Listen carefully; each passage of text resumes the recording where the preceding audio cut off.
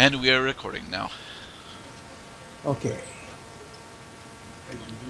Hello and welcome everyone to the random podcast of awesomeness. I am your host, Gurdet14, and with me today is still, Shadow Wolf.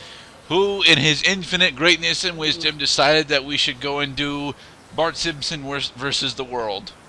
I Yes, I couldn't, did decide to do that, yes. yes. And then I tried playing through that game, realized, oh god, no, this has got horrible a movie license platformer written all over it, and no continue function. So then he decided to pick out something else, something equally as difficult. Well, not equally as difficult. I dare say this is actually harder, even if there is that one stupid jump. But Shadow, what compelled you to pick out F-Zero for this show? Well, I figured I've played a lot of first-party games by Nintendo, and I haven't really played any F-Zero games, and I was kind of curious, especially with Captain Falcon being like a big name in Super Smash Brothers. It must have been a great series, right? And yes, F-Zero is an amazing series with a long line of very successful games, and Nintendo needs to resurrect it again. Because the last F-Zero game was F-Zero GX on the Nintendo GameCube, and they have been silent about it ever since Miyamoto doesn't like the series, which is stupid considering how F-Zero is actually a far more complicated and worthwhile series than Mario Kart, even if Mario Kart is far more entertaining from time to time. Not to compare apples to oranges, but... No, it's more like comparing Granny Smith apples to Honey Baked apples. Wait, Honey Crisp. That's the thing, Honey Crisp. Yes. Both are delicious, but both are very different. Yes. So in F-Zero, as we said, it is a racer. Yes, it is a racing game in which you pilot these incredibly difficult to control F-Zero machines, also known as Yes. Formula Zeros. The reason why they're called this is, dear God! Okay. I was going to try and hold this off, but no, I can't hold this up anymore. F-Zero is one of the greatest racing games of all time for one particular reason. No other racing franchise has ever given me the sense of raw speed that F-Zero really has. Yes. And we just played the SNES version, but I remember going and watching through a BSC's commentary on F-Zero GX, and I was like, these cars actually look and feel as though they're traveling at these ridiculously high speeds. No, I didn't actually watch any of F-Zero X, which is the N64 game, but I did go and play through a large portion of F-Zero SNES. We'll get back to that, and I have to say, the real reason why F-Zero is such a successful racing series is because of the sense of speed and the ability and the newfound ability at the time that your vehicles actually have differing stats. And that fact in and of itself will take place in multitudes of racers from here on, but this was really one of the first games to pioneer that. And it is awesome because of it. Each of the vehicles does act and feel differently. Their handling specs are totally different. Their acceleration and top speed ratios, totally different. Although, I will say that the heavier you go, the less change you really see. Like, the differences between Wild Goose and Fire Stingray are mostly in handling, because once you get Fire Stingray up to that 400 and X number that it actually gets to, it doesn't turn. It literally does not turn. You push a directional stick and it ignores you, and it is sad and scary. Oh god. Yeah. Now, I don't actually know what year F-Zero for the SNES came out. I want to say it was 91. I'm pretty sure it was a 92. launch title, wasn't it?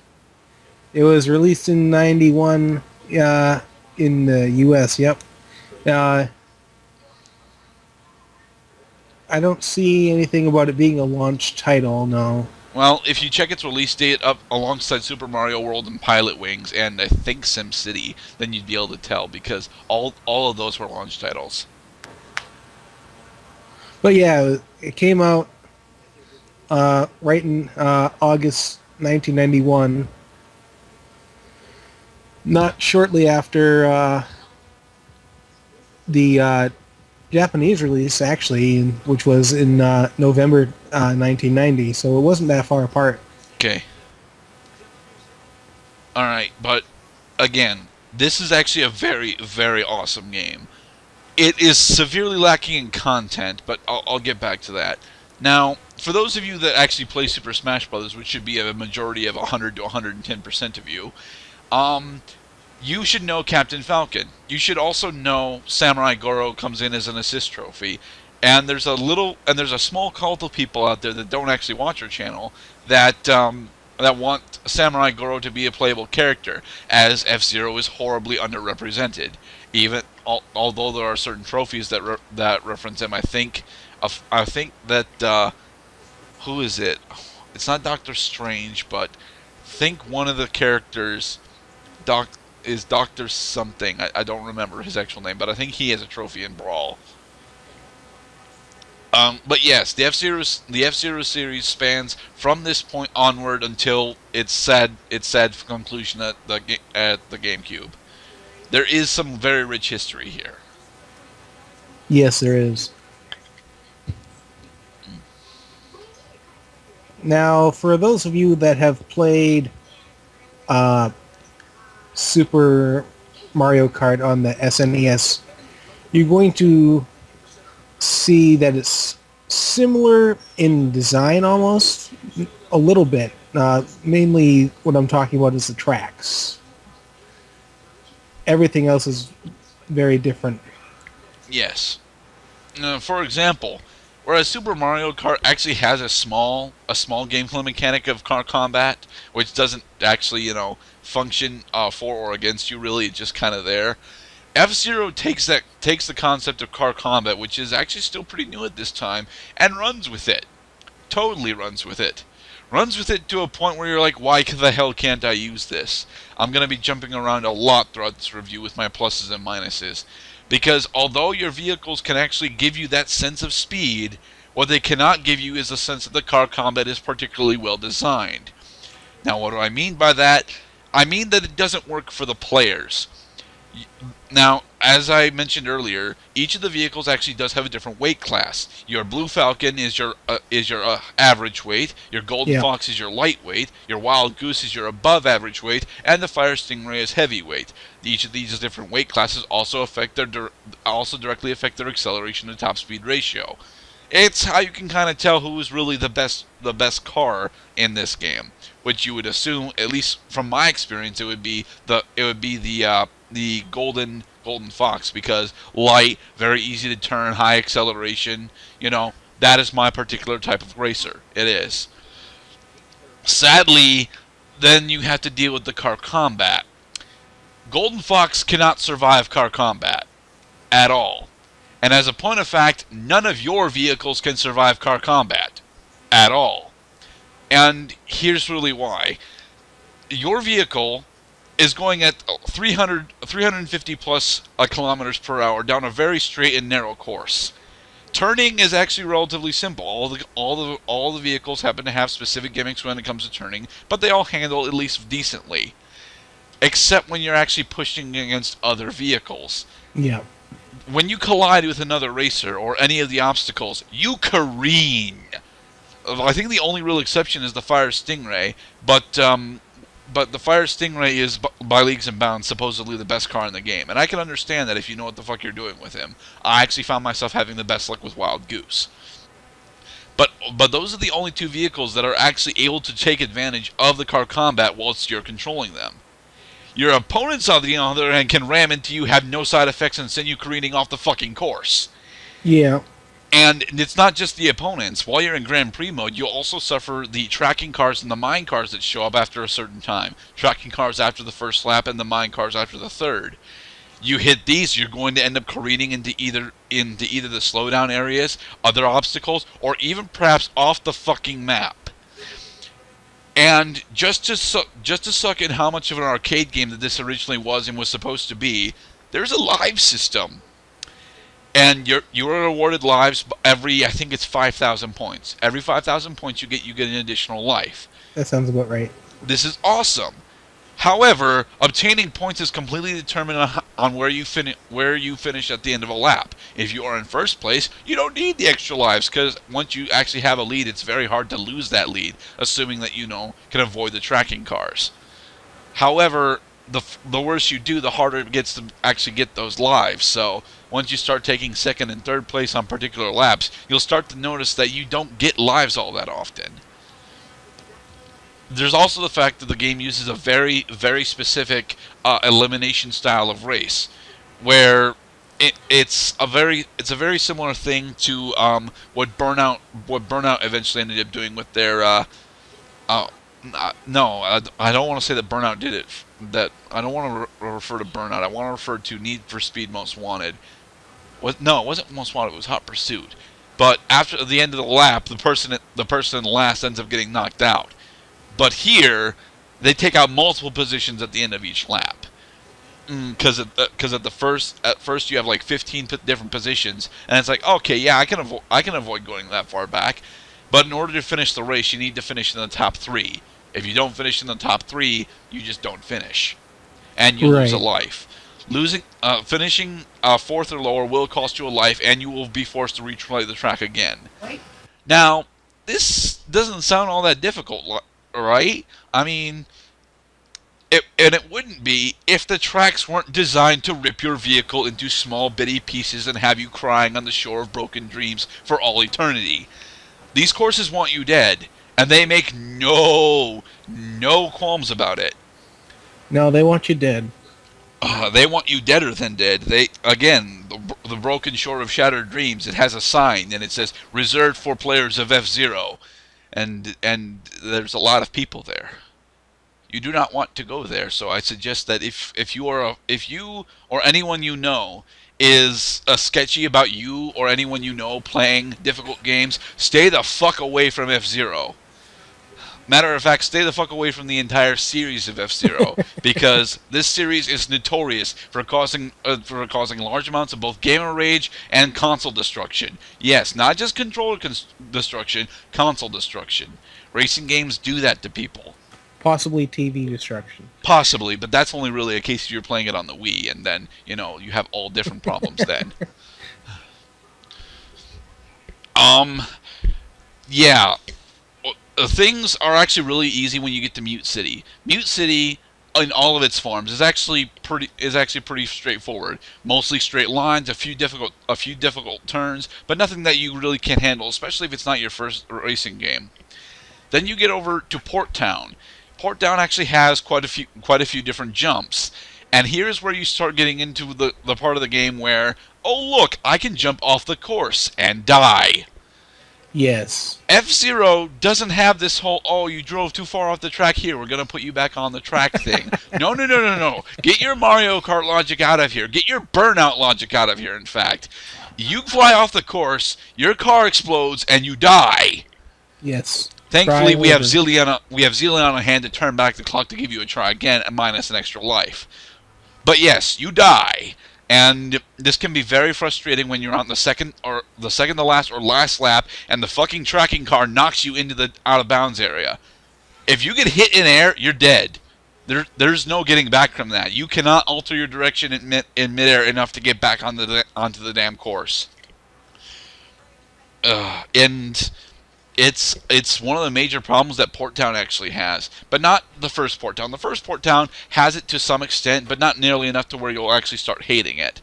No. Port Town is actually where you start getting these 90-degree turns that none of the cars are prepared for. The closest car that can actually do this that I found is actually Wild Goose. You let go of the accelerator, you start doing the turn, you'll slide a bit, but you'll make the damn turn. You'll just lose a lot of speed for it. At least that's assuming that you don't know what the brake button is. I don't even know if the brake button works in this game. I don't. I assume it does, because I can kind of see myself slowing down slightly more than if I'm just not holding the accelerator. But only kinda.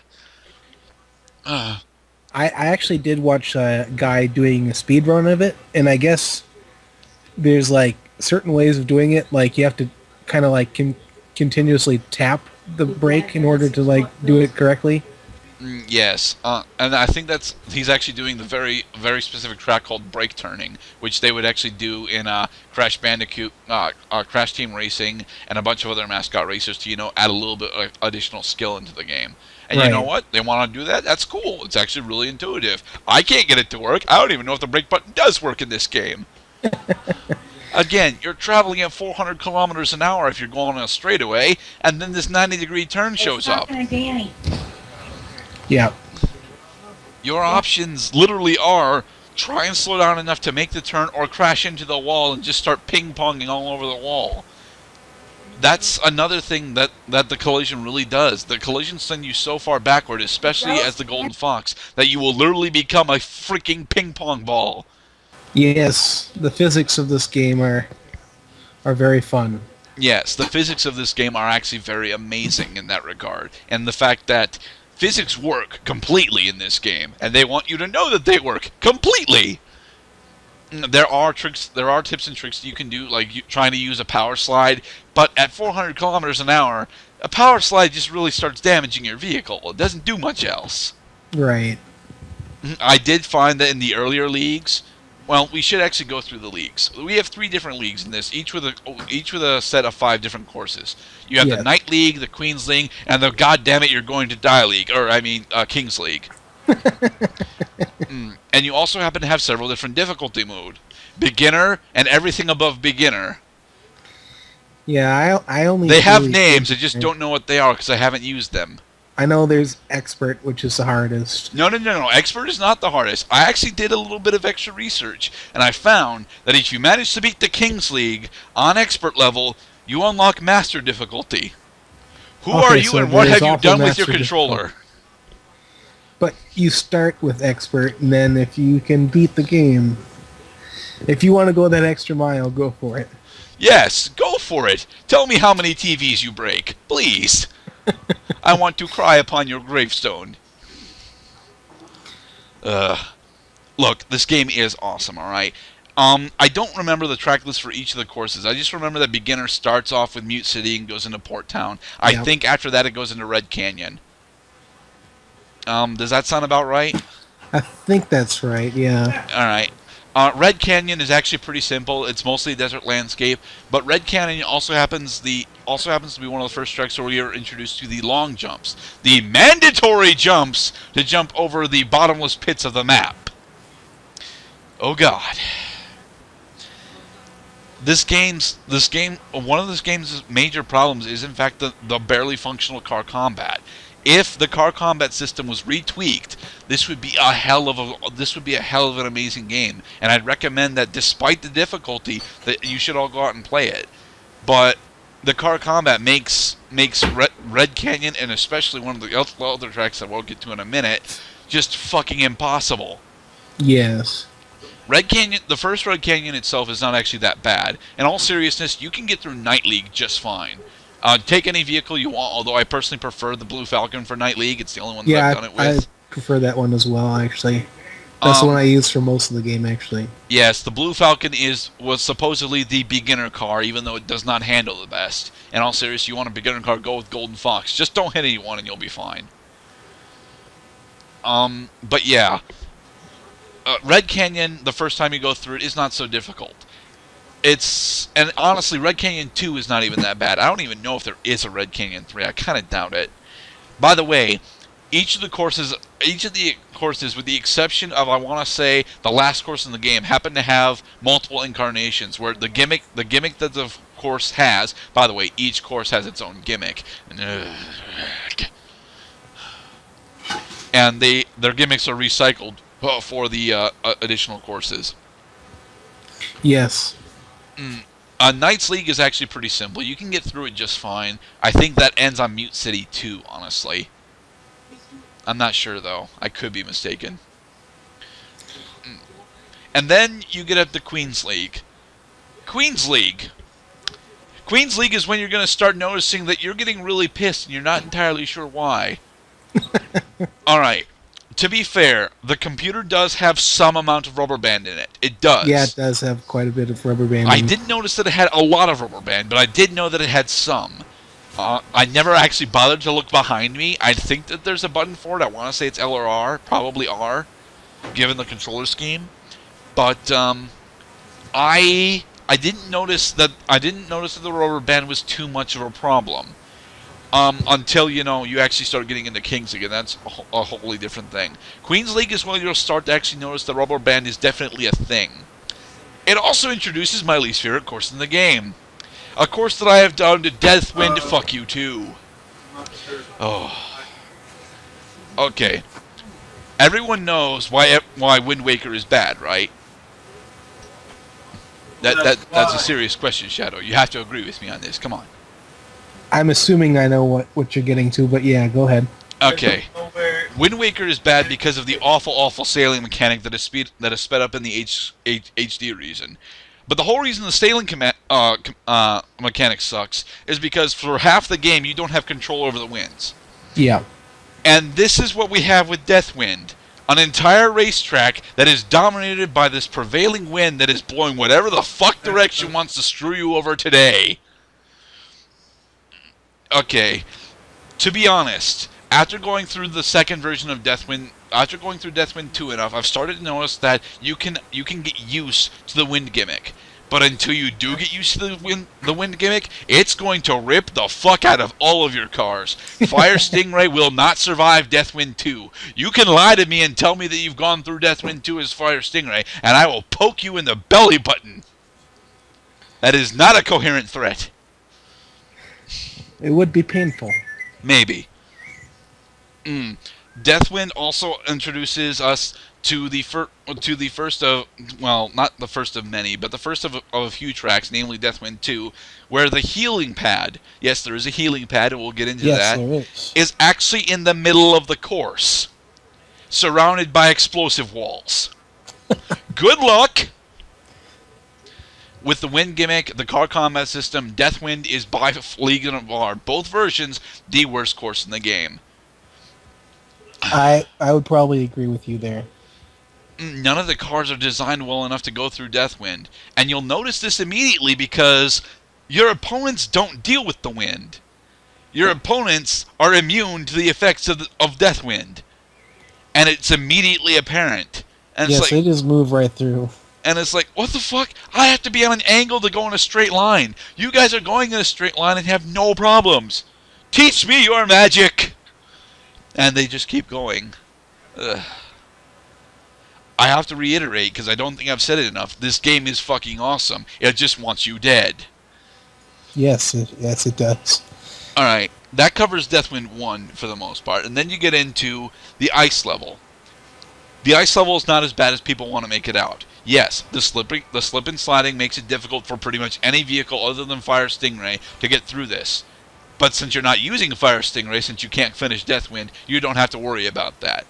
In all seriousness, you want an easy time with this game, go with Wild Goose. It's resistant to car combat, it doesn't slide all that often, and it has a decent enough top speed to actually, get in a lead and stay in that lead for a long enough time where it actually matters.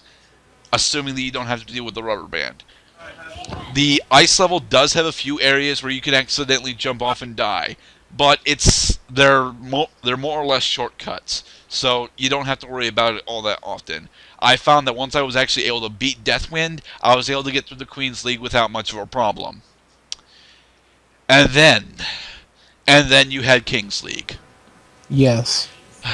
Fuck you, die King's League. Well, it's called King's League for a reason. It's called King's League because no one can finish it. Right. Alright. King's League starts off pretty simple, and by that I mean piss easy. Port Town 2 is so direct. Is it Port Town 2 that you start with? I want to say it is. I think so, yeah. Port Town 2 is so simple that, honestly, I don't understand how anyone has ever lost this. I have taken third place in one of the laps before. And matter of fact, I don't think I've ever gone through Port Town 2 with just finishing first in every lap. So, it is possible to lose here, but you shouldn't. Not after the hell that Queen's League put you through. And then you get to the stopping point. Deathwind 2 will rip every single car in your garage to pieces and then make you rebuild them again and again and again and again and again. You do not have enough lives to master Deathwind 2 on your first try. You don't. Now, I played the entire game on beginner because I'm a fucking pansy. But I had this distinct impression that upping the difficulty only makes the opposing racers more of a threat. They don't need to be more of a threat in this game. The tracks themselves are big enough threats as they are. The whole problem that Deathwind 2 has is not only is the wind gimmick accentuated here, but the speed boosters. You know those things that the Sonic community complains about all the damn time? Yeah, you don't want to hit them here. At all.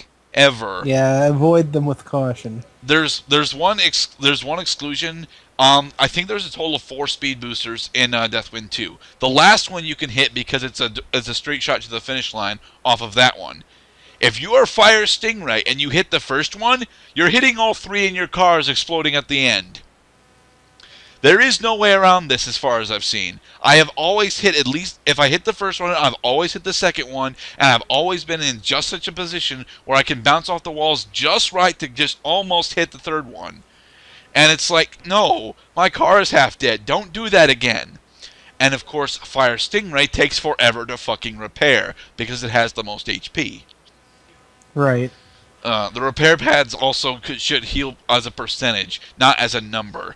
I find that to be very disconcerting that they heal a number instead of a percentage. Yeah, that's a little... I don't know what they were thinking with that, but they could have changed that. Yeah.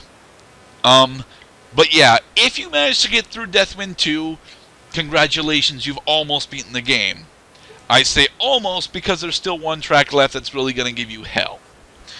Alright, the next 2 tracks are actually pretty easy. Red Canyon 2 has this massive shortcut that I've never bothered to take because it's over the bottomless pit of the map. No, I'm not doing that again. But otherwise, you shouldn't have really that much of a problem with Red Canyon 2. I almost said Death Canyon 2. It's not that difficult though. Then you have Mute City 3, another recreation of Mute City that has a few little things going on. I think there's some mines in here that damage your vehicle and can ring you off. But for the most part, if you manage to get through Port Town 2 with those mines, you shouldn't really have that big of a problem here.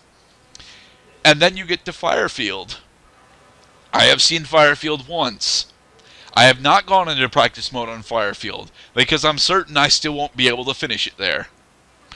Yes, I openly admit, I have played a lot of this game, but I have not beaten it, even on beginner mode. Firefield is like trying to re-describe Deathwind 2 with nicer terms. You can't do it, but you want to try, because Firefield does have a better design element. The problem being, of course, is that it actually throws in all of the different stage obstacles except the wind. And for that, it uses the magnet rails from Port Town 2, which can go down a fire. Hate those things. Okay, Firefield is the hardest course in the game, only because there's an alternate path, which is the healing pad. The healing pad in Firefield is actually at the end of the lap, and it's an alternate path. And if you take that path, you're going to lose the race. The whole reason being is that even though you heal up, it takes you much longer to both angle your car and get the turn right to actually go through the healing path than it's really worth. You can't use that on the second to last or the last lap of the race. You will lose. And that makes going through the last 3 laps of Firefield an endurance run where you can't hit anything. Right.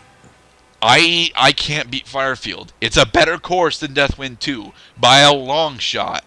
But the only reason that is because the wind gimmick isn't here. The car combat is still a terrible thing. I don't think there are any actual jumps in Firefield, but if there were, they would be placed in such horrible, horrible locations. Firefield has a couple of hairpin turns you need to make that are, a double 90 degree. And it's like, I can't make those on my best day. Stop! Yeah, it's a very difficult lap. It's a very difficult track. Yes, but again, it is a better course than Deathwind 2. Mind you, every course in the game is better than Deathwind 2. Still, True. If you manage to actually beat King League, I have no idea what happens because I haven't done it. I haven't actually either. Really? I was stuck there as well. Oh, dude. Well, how many times did you actually make it to Firefield? Because I only made it to Firefield once. I got through 3 times. Alright. What did you find was the most difficult part of Firefield then? I don't. I didn't really find anything weighing over another. I thought it was all pretty difficult. Okay. My personal opinion is that the magnet rails from Port Town coming back in the Firefield, that was just Yeah. that was nightmarish. I hate those magnet rails. I hate those magnet rails, but to their credit, you do have a distinct counter to them. Just turn away from them, and if you do it correctly, you won't have to really deal with them that often. Especially in Firefield when they're on one particular straightaway, and if you do it right, you can just be on the ground and not really have to worry about it. But that covers most of the tracks in the game. I think I may have skipped one or two. I'm not sure. Probably something in Queens League, because again, I only went through Queens and Knights once. Well, I only completed Queens and Knights once. I went through Queens quite a number of times, trying to complete it, but fuck Deathwind. But yes, it's actually a very good game. It is. It's a very fun game. And then you lose your mind. Yes, it's just the frustrations that you get playing it. Mm-hmm. Now, the few people that are watching are probably like, well, you said the same thing about Bomberman. Not quite. You see, this game is more fun than Bomberman was. At least when we played Bomberman Max on the Game Boy. Bomberman Max is a very fun game for the first world. This game manages to retain its fun throughout for the most part, except for Deathwind 2. And for that, I honestly think that this is a better game than Bomberman. Its challenge feels right for this amount of speed that you have. That you actually feel the speed that your racers are going through. And for anyone that's interested, I recommend the Newgrounds Flash. Well, it's not actually a Newgrounds Flash, but Newgrounds hosted, called Accelerator. You want some real speed without an actual cursor? Accelerator is your type of game. Accelerator is really fun. It's also very nauseating if you're doing it way late at night. I'll probably post a link to that. Sounds like an idea. Yeah, so, especially when you can exceed speeds of like 500 kilometers per hour in this game, though. It's just crazy. Yeah, but let me think. Yeah, each of the cars can do that with a speed booster boost, but the only one that really becomes apparent that you're doing it with is Fire Stingray, who literally becomes immovable at that point. Oh, look, I'm traveling at 900 kilometers an hour. I can't turn. I suppose we had best talk about the controls, even though we kind of already have. The controls are fine. X to accelerate, D-pad to steer. You know, the standard racing controls. Is it? No, it's the L and R buttons for the power slide. That's what those are for. Right. And I assume square is brake.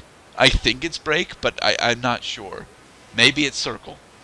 We're talking like this is actually a PS3 controller. Yes, when it's I was just thinking the same thing when you were doing that too. I'm sorry. It's just I use my PS3 controller from my SNES emulation. Ugh. But yeah, all the standard buttons that you need. That's pretty obvious for a racing game by now.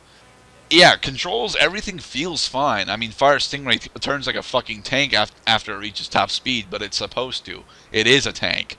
Right. I think Golden Fox is a little too slippery, but again, it's supposed to be that slippery. It's a design choice.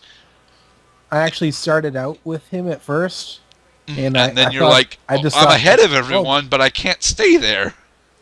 And then I was like, oh, these controls are a little slippery.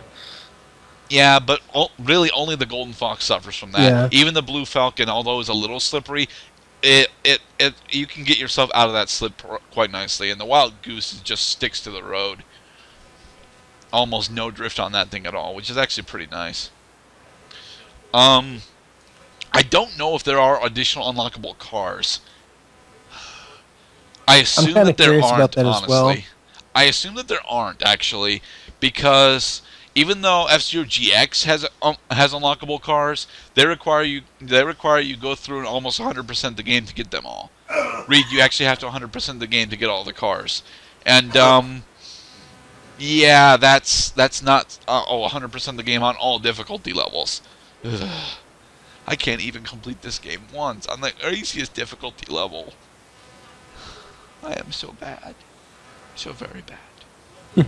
But it's still a very good game. It is a very good game. It's a very good game that I do recommend that those that are fans of either the racing genre or are fans of the other F-Zero titles take a good look at.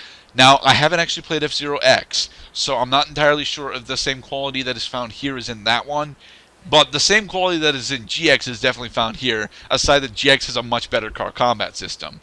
You can actually kill your opponents in that game, and they stay dead. which is a very cool thing to have. Yes. The soundtrack in this game, I actually found that the soundtrack did actually assist the sense of speed.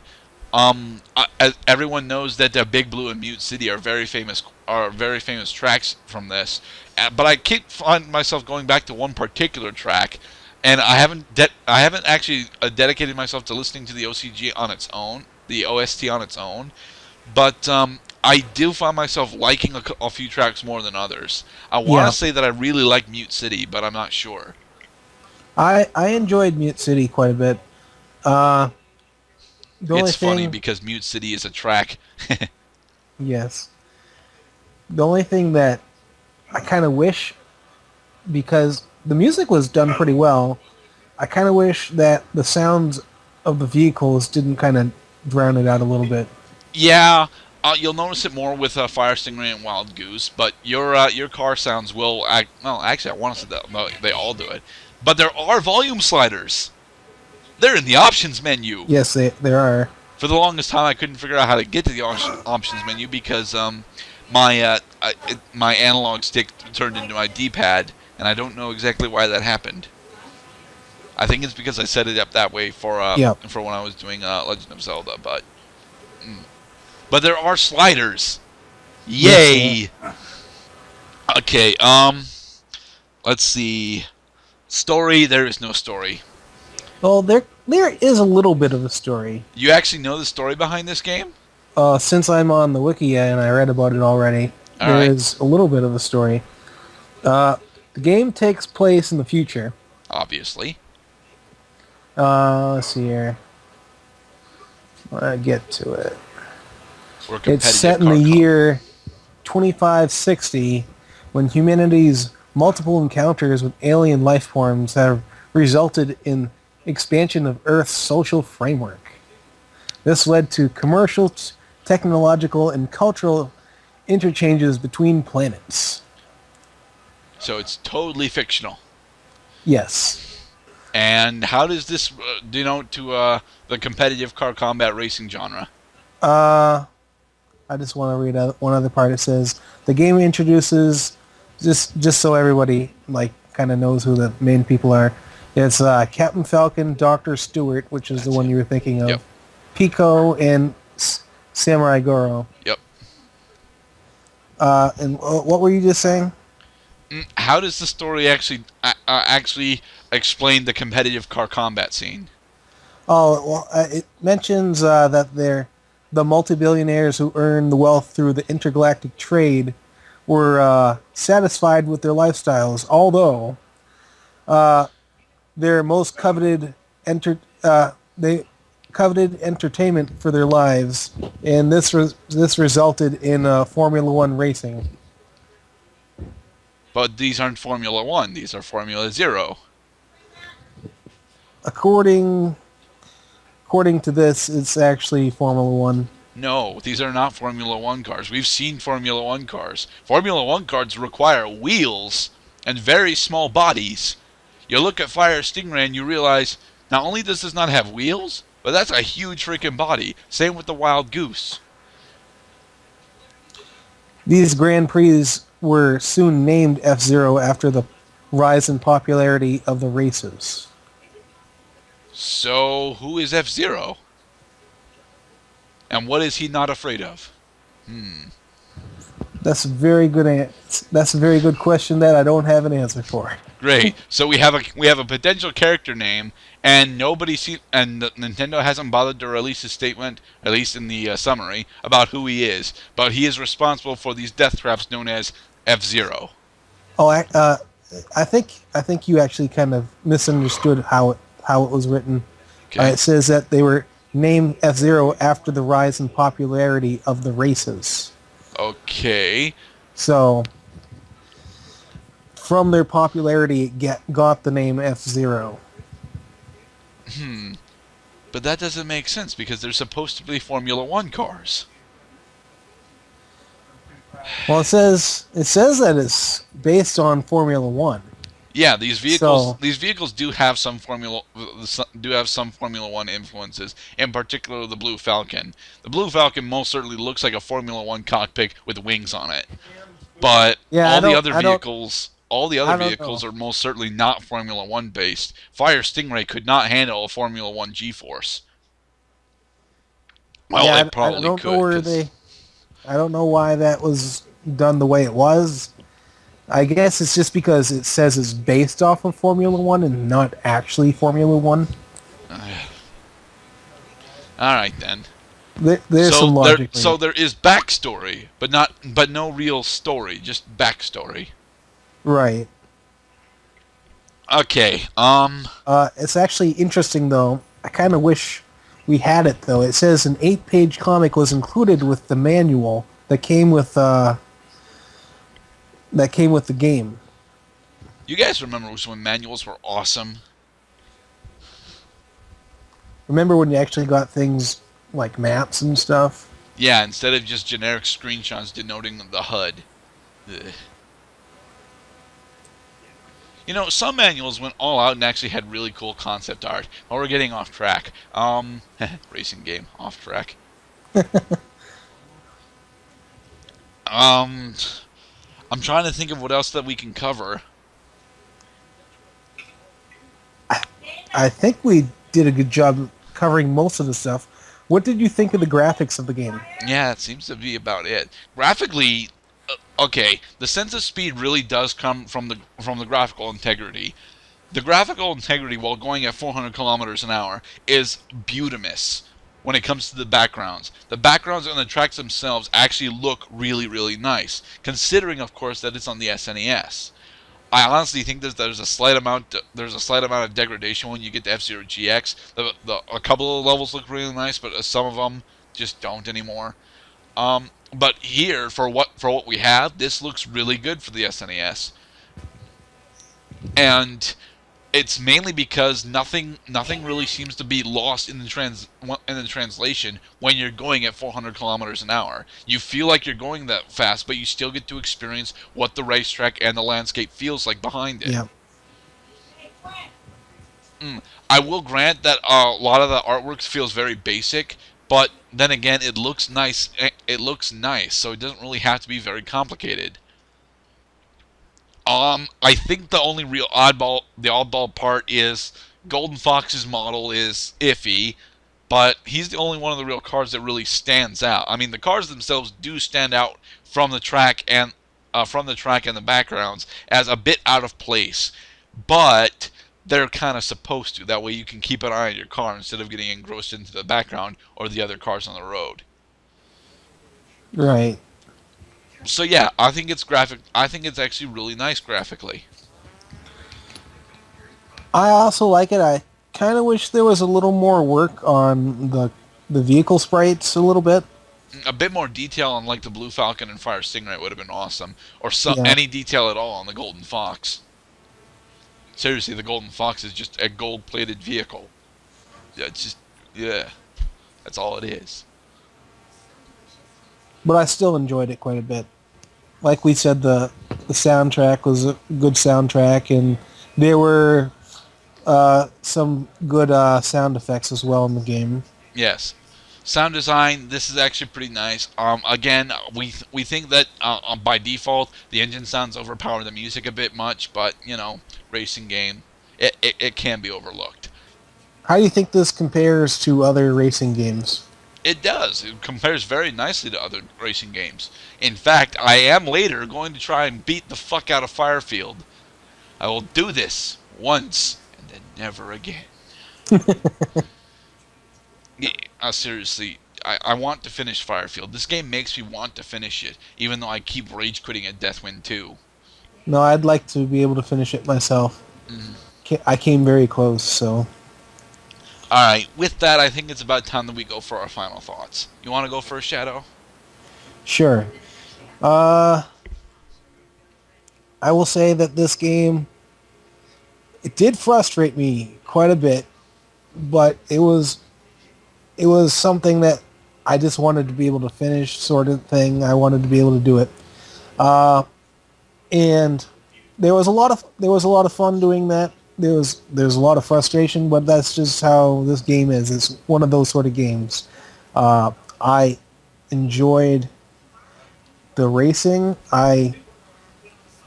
Thought I thought for what they had at the time that this was actually like a really good game for what they did on the Super Nintendo. If I had to rate this game, I'd probably give it a 8 out of 10. Slightly better than I would give it. Oh well. I was thinking about a 7. I was going between 7 and 8, but You don't have to agree with me, Shadow. It's I'm, okay. I'm just letting you know. Anyway, go ahead. Alright. I love this as a racing game. I was hankering for a racing game. I'm glad Shadow decided to pick this out. We finally we actually have another racing game done. This is our second one actually, because we did Digimon Racing too. Did. Huh. Anyway, this is an awesome racing game. Sans car combat. Car combat is really the biggest downfall of this game, simply because the player cannot use it to their advantage. The only vehicle that can actually try and use it to their advantage is Fire Stingray, and Fire Stingray doesn't have the handling power that it needs to get through a lot of the more difficult tracks, unless you're really, really good and are willing to spend all the time with it. That being said, the gimmicky tracks, even though I despise them, I have to say that they are a blast to do if you're good at the game. I am not. This is definitely a game that I have to rate lower simply because I am terrible at it, and dear God, it made me pitch my controller at my futon so many times. There's way too much frustration in here for me to say that I enjoy it as a whole. I enjoy it as a racer, I enjoy it conceptually, and I enjoy the music and art style. I enjoy almost everything about this except for a couple of the gimmicks. The car combat system does not work for players, and the track gimmicks for Deathwind and Firefield are just so much to try and compensate with, especially when your opponents don't have to. There's a level of unfair that it really tries to pelt you with, and as a player, it's your job to overcome these, and when you do, it's an amazing feeling. A lot like a lot of people have with their Castlevania 1 rush. Oh my god, this boss was so difficult, but I finally fucking did it. Eat that, Death! And I get that, I do. When I actually beat Deathwind 2, there's a very big sigh of relief, and it's like, finally, I don't have to go through that again in this cup. And then I get to Firefield if I manage to do it, and it's like, yeah! Yes, this is an awesome game, but it's not one that I can recommend to everyone. I give this game a 7 out of 10 for being an amazing racing game, but having a few too many flaws in its concepts and gimmicks. Fix car combat, and this is just almost fucking perfect. That's all I ask. Fix car combat. But with that, I think that covers up everything. Do you want to add anything else before we head out, Shadow? No, I think we pretty much covered everything. I was surprised that we went as long as we did, so I think we did a good job. Mm-hmm. Yeah, like Eric said, it might not be for you. It might be just something you might try, like the first 2 tracks, and if it's not helping you at all, I'd just say go to something else. Yeah. But aside from that, it's a good game. It just needs some fine tuning. Mm-hmm. Which is ironic because later games will actually allow you to tune your cars to have different performances. Oh dear. You want to talk about adding complexity into the fucking game? Jesus.